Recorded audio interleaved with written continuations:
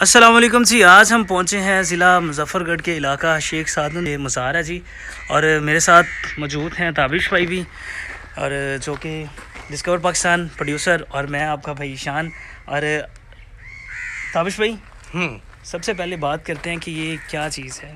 Basically ہوتا یہ ہے کہ شیخ سعدن کیونکہ ایک شہید ہیں, یہ آئے تھے منگولوں کے خلاف لڑتے ہوئے ملتان تک, اور ملتان میں آ کے یہاں پر ان کی شہادت ہوئی اس علاقے میں, اور پھر انہیں یہاں تدفین بھی ان کی یہاں ہوئی, اور پھر حکمرانوں نے ان کی خدمات کے عوض ان کا مزار شریف جو بنایا, وہ ایک بہت ہی خوبصورت اس کی کارونگ ہے ساری اینٹوں کی, اگر آپ دیکھیں اس کے اوپر بہت کام ہوا ہے, اس میں اللہ تعالیٰ کا نام بھی لکھا ہے, قرآن آیات بھی لکھی ہوئی ہیں.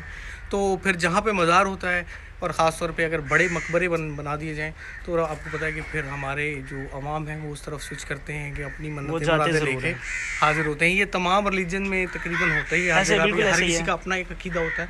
تو یہ جس طرح آپ دیکھ سکتے ہیں, میں بھی یہ دیکھ رہا تھا, یہ یہاں پہ تعویذ سارے لگے ہوئے ہیں, اور کسی نے دھاگے باندھے ہوئے ہیں, کسی نے ڈوریاں باندھی ہیں, کسی نے مختلف چیزیں. تو لیکن اسپیشل چیز بھی کوئی چیز ہے, وہ آپ کو بھی پتہ ہے اور مجھے بھی پتہ ہے. ہم یہاں پہ اور کیا دیکھ رہے ہیں, وہاں کچھ اور بھی چیزیں دور بھی ہیں, وہ تیسری اسٹیپ میں دکھاتے ہیں. لیکن آپ کو ابھی فرسٹ سب سے پہلے ایک چیز دکھانے والے ہیں, جو کہ تابش بھائی نے ایک چیز ریسرچ کی ہے, آپ لوگوں کو دکھا دیتے ہیں. ہم ایک شارٹ بنا رہے تھے, شارٹ بناتے ہوئے ہمیں ایک چیز ملی ہے, پتلا.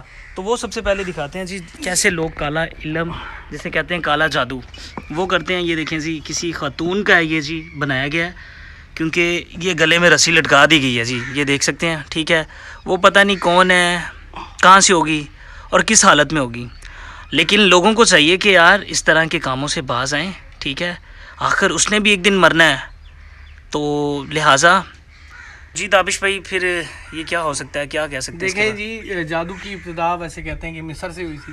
مصر کا جادو ویسے پوری دنیا میں مشہور ہے. پھر ایران کا بھی کہا جاتا ہے, ایران میں بھی جادو کیا جاتا ہے, اور پھر جب ظاہر سی بات ہے یہ پوری دنیا میں سوئچ ہوتا ہے, شاگرد بنتے جاتے ہیں آگے سے آگے, اور ہو سکتا ہے یہ کالا جادو کیا گیا ہے, کوئی عمل چلا کیا گیا ہے, یہ تو اللہ ہی بہتر جانتے ہیں. واللہ عالم یہ کیا چیز ہے. پتلا بنایا گیا ہے عام روٹین میں, یہ کالے جادو میں ہوتا ہے, اور پھر سیکنڈ نمبر پہ سفل علم میں بھی ہوتا ہے, پھر تھرڈ نمبر پہ آپ کو دوسرے عملیات کچھ ہوتے ہیں جو عمل کیے جاتے ہیں. ہم تو لہٰذا اسے اسی جگہ پہ رکھ دیتے ہیں. اب تیسری چیز بڑی مزیدار ہے شان, وہ بھی آپ کو دکھاتے ہیں سی, کیونکہ تیسری امپورٹنٹ ایک اور بڑی مزیدار سی چیز, بعض لوگوں کی شادیاں نہیں ہو رہی ہوتی نا. ہاں ہاں بالکل, جیسے کہ لوگ یہ دیکھیں جی.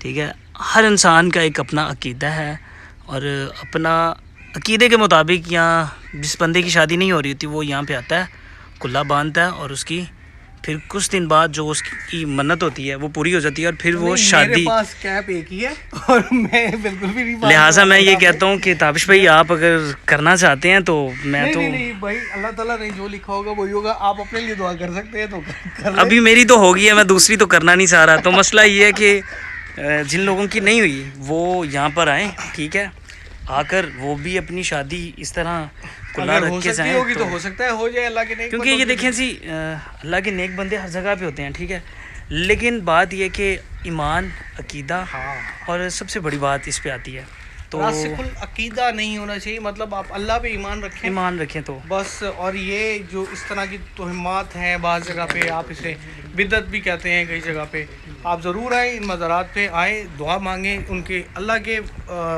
بندوں سے نہیں مانگنا, آپ نے اللہ سے مانگنا ہے. امپورٹنٹ